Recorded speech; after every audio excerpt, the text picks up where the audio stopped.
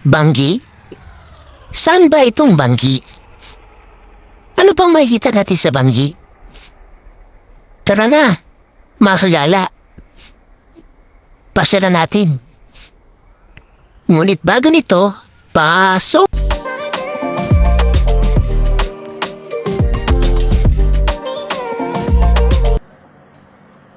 Ayan na, mga kagala. Nasa bungad na tayo ng Banggi. Ay makikita nyo, simula pa lang, maganda na ang view. Sa bandero sa dulo, nandun yung arko. Kaso ginagawa na yan. Under construction. Diretso na tayo, mga kagala. Ayan. Yan naman po, papunta sa view deck. Pakurbada po yan. Kaya sisilipin po natin. Doon natin tatanawin ang Banggi Windmill sa view deck. Ayan na, mga kagala. Nasa view deck na po tayo. Kung mapapansin niyo po, talagang napakaganda po ng view. Sariwa ang hangin. Maganda ang kapaligiran. Nakita niyo po, green na green po mga halaman. Pati mga puno. Bigyan ko lang po kayo ng konting kaalaman tungkol sa Banggi. Ang Banggi po ay sakop po ng unang distrito ng Ilocos Norte.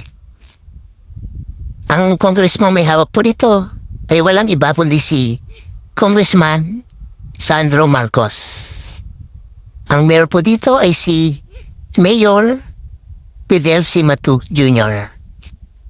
Noong 2020 ay sa census ay merong population na 15,019 ang Banggi. Ang Banggi ay kilala pagdating sa mga windmill. Sila kasi ang kauna-unahan dito sa Pilipinas na magkaroon ng windmill. Papasyalan natin ang mismong bayan ng Banggi para makita niyo po kung gaano kalinis itong bayan na ito. Yan naman po ang satellite office ni Congressman Sandro Marcos para mapalapit siya at mapabilis ang serbisyo sa mga tao dito at kalapit bayan nito.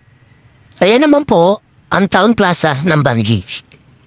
Nakita nyo, napakalinis. Halos wala kayong makikitang basura sa paligid. Maliwalas at masarap pasyalan lalo na paghapon. Tulad naman po mga kagala ay ang Centinela Hills.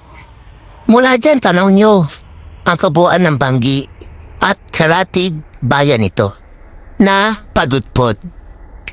Dito nyo makikita kagala kung gaano kaganda ang bayan na ito. Kasi tanaw na tanaw po talaga niya ang kabuuan ng Banggi. Ngayon naman mga kagala ang kanilang palengke. Yan po ang kanilang palengke. Mga dry goods na po yung mga groceries. Sa kabila po yung pinaka-wet market po niya. Magkatapat lang po sila. Ano naman mga kagala ang kanilang munisipyo. Nakita niyo, simple lang po ang kanilang munisipyo. Pero mapapansin po natin, napakalinis po ito. Talagang wala man na kayo makitang kalat sa kapaligiran. At ang susunod naman natin mga kagala, lipat naman po tayo sa dalampasigan ng Banggi po. Para makita po natin na marapitan ang Banggi Windmill po. Ayan po, nakikita niyo po, yan po yung pinaka back view po ng dalampasigan po ng Banggi. Nasa likuran ko po ay inaayos pa po yung pinaka-reprap po niya. Yan, nakita niyo po, medyo pahapon na po tayo. Halos lulubog na yung araw. Tama-tama po ito para ang Banggi Windmill po. Tara na, mga kagala, eto na. O yan naman po, yan po yung pinakadalampasigan po. Nakita niyo po, napakalawang na dagat po. Talagang asul na asul po yan.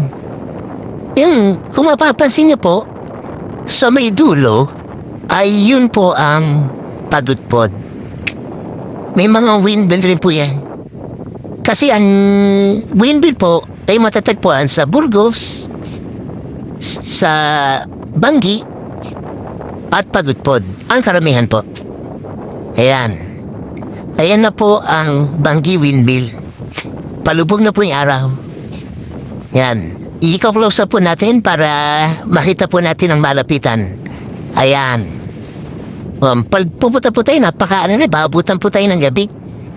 Kaya, dito na lang po tayo. Baka pagdating po natin doon, ay hindi na po natin masyado makita po yung pinaka-windmill. Yan, tama-tama po. Ganda ng view. Palubog na po yung araw. Talagang kitang-kita po natin yung paglubog po ng araw. Mapapansin niyo po, napakaraming windmill. Paano po mga kagala? Huwag niyo sanang kalimutan mag-subscribe, mag-like at mag-share kung nagustuhan niyo po yung aking video. Maraming salamat po. Salamat sa panonood. Thank you po.